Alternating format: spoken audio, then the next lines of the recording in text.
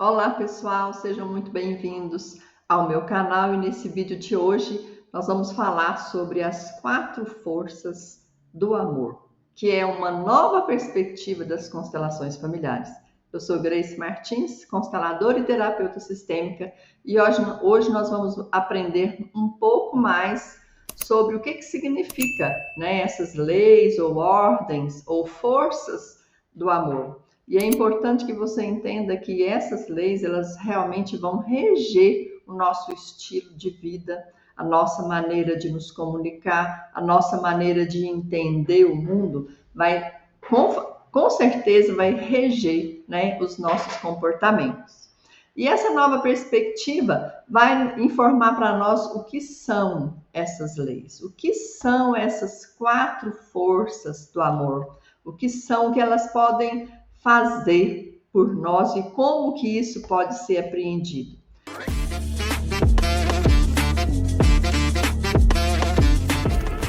As constelações familiares, elas evoluíram para incorporar um entendimento mais profundo sobre essas leis do amor.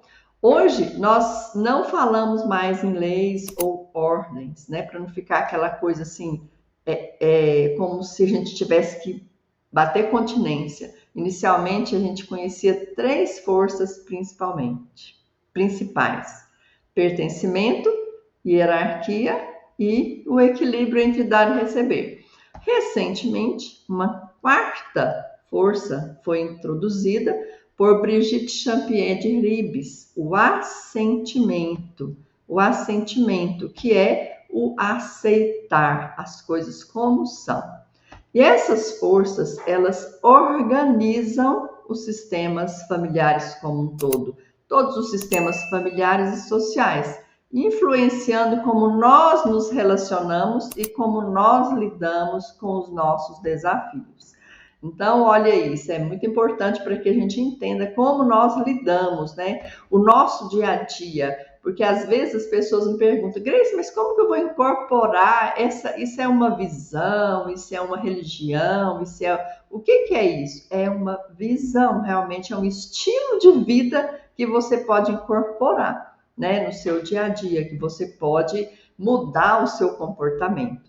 Nas constelações familiares existem os níveis de consciência. Então, vamos imaginar um prédio com 3 andares. O primeiro andar, primeiro nível, que é o mais baixo. O segundo andar, segundo nível. Terceiro andar, terceiro nível. Então, na constelação familiar, o primeiro nível é da consciência individual, que é o nível intrapsíquico, no qual cada indivíduo busca expandir a sua percepção de si mesmo. Porém, este nível é frequentemente limitado pela consciência do grupo. Aí a gente entra, então, no segundo nível, que é a consciência de grupo, ou de bando, ou consciência arcaica, ou consciência coletiva.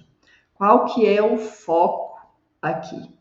O foco aqui é a sobrevivência e a coesão, a união do grupo.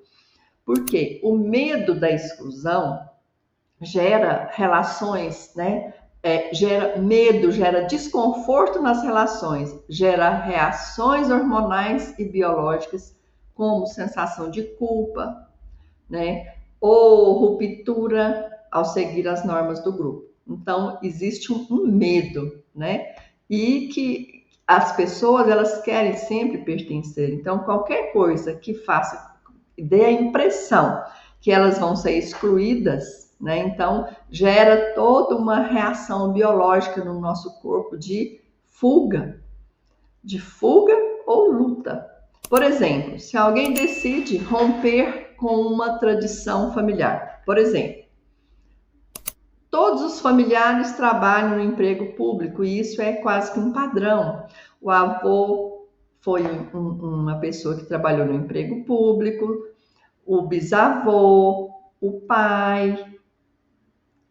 E agora eles têm uma mentalidade, a família tem uma mentalidade, o sistema familiar como um todo, de que o serviço público ele é mais seguro, ele dá segurança. Então, por que não sempre trabalhar nisso. E quando uma pessoa vem dizendo que é empreendedora, que não quer ficar trabalhando muito tempo em um lugar, né, público, um emprego público, então tudo isso aí desestabiliza. Então causa muitas vezes na pessoa que está realmente fazendo isso, né, fazendo esse movimento, um sentimento de culpa, porque a família valoriza a estabilidade. E essa pessoa, então, o que acontece? Ela pode começar a sentir angústia, ela pode começar a sentir medo, culpa, ao buscar esse caminho diferente. E esse desconforto é uma resposta do sistema grupal, tentando manter a pessoa dentro dos padrões familiares. E no terceiro andar, os movimentos da alma e do espírito, que é o terceiro ou quarto nível. Esse nível traz uma consciência mais ampliada, onde o amor e o pertencimento se tornam que universais. Aqui não há mais exclusões nem julgamentos. Por exemplo, no terceiro nível, a gente aprende a incluir até as pessoas que pensam diferente de nós, registrando que todos pertencem ao grande mar do amor espiritual. Todos têm o direito de pertencer. As três forças originais do amor, que são pertencimento, equilíbrio e hierarquia, né? Elas vão reger todas as dinâmicas dos comportamentos, todas as dinâmicas.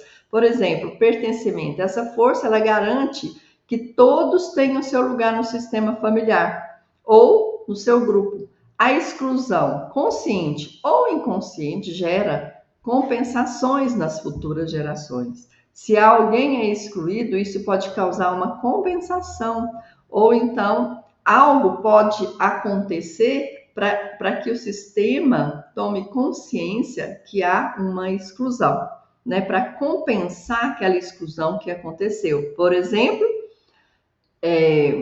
quando uma criança nasce e não é reconhecida oficialmente, ela é o quê? Ela é excluída do sistema. Mais tarde, um descendente pode carregar essa exclusão, manifestando dificuldades como doenças ou então fracassos na sua vida profissional, financeira. Exemplo 2.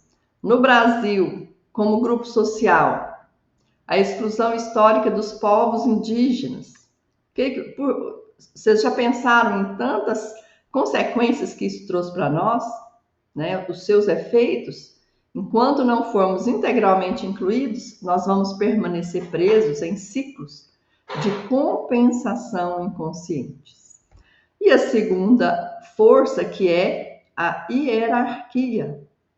O que é essa hierarquia? É respeitar a ordem de chegada no sistema, porque é algo fundamental para o equilíbrio. Pais são pais, filhos são filhos.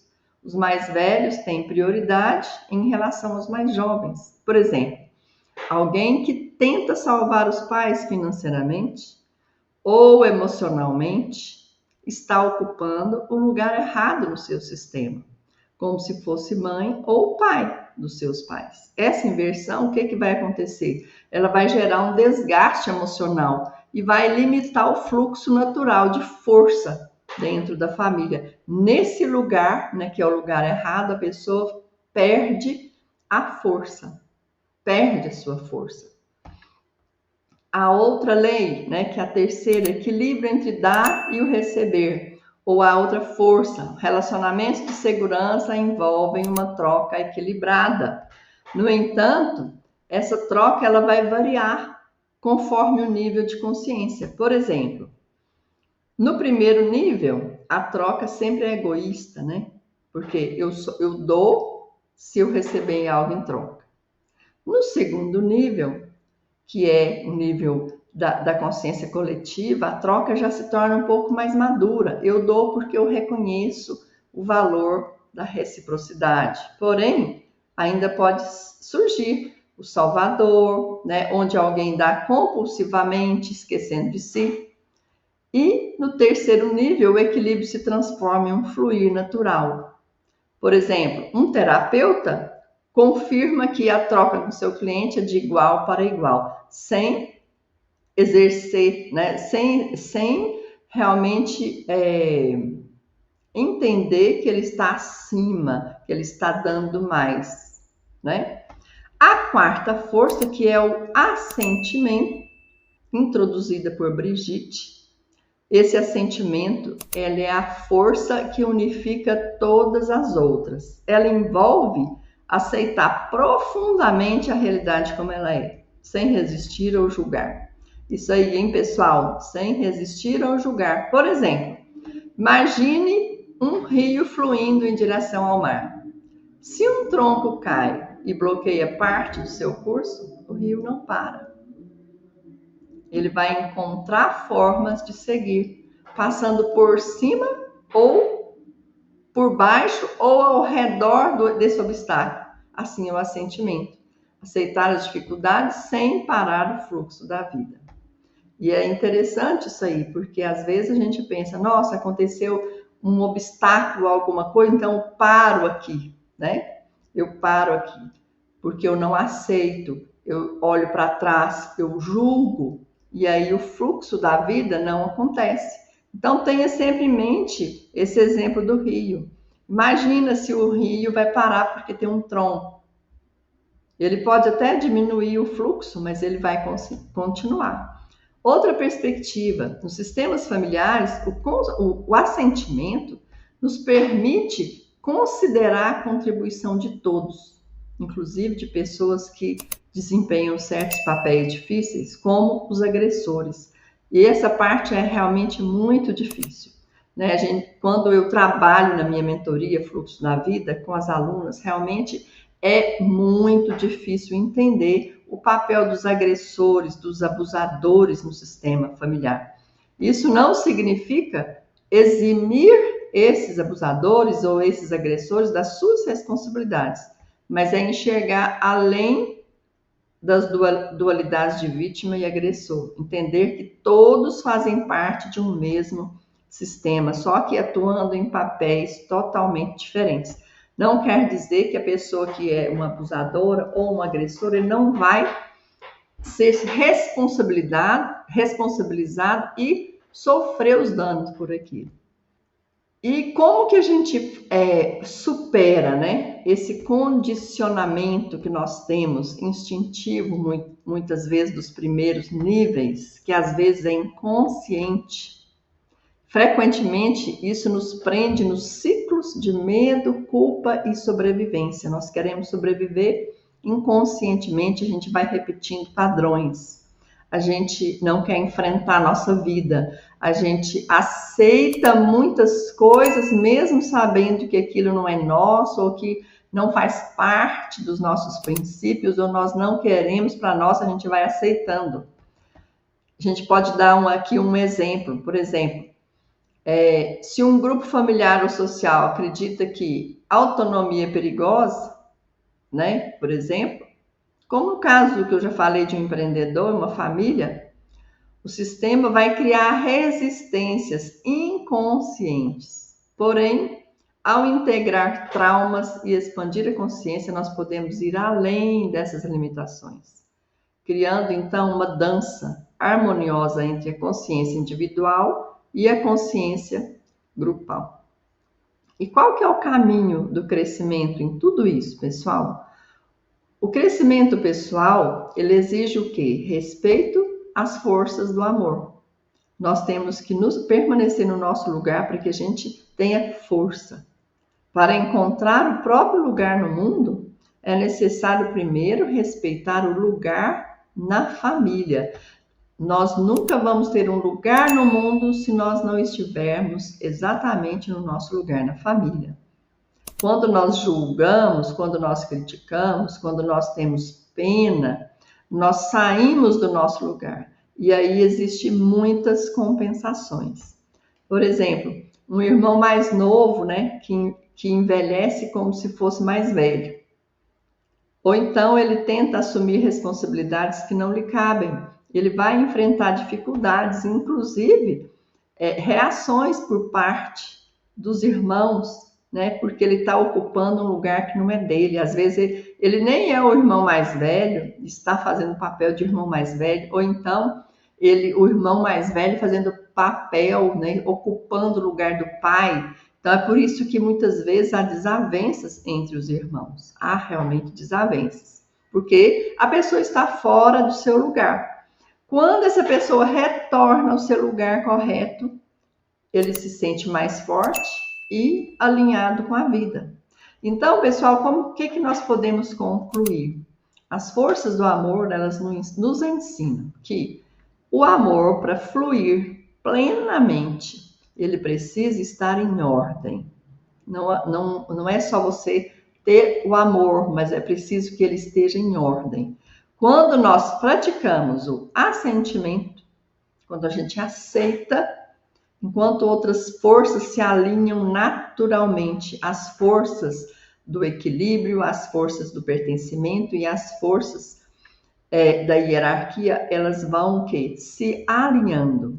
A vida, então, começa a ganhar leveza e ganha harmonia. Imagine o fluxo de um rio, como a gente já deu o exemplo aqui. A água simplesmente contorna o obstáculo e segue seu fluxo.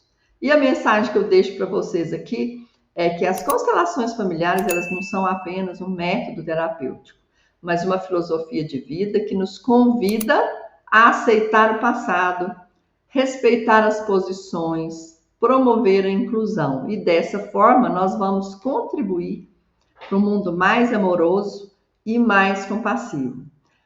Aproveita e me segue aqui no canal, curta esse vídeo e compartilhe, para que a gente possa ter mais oportunidades de vídeo como esse.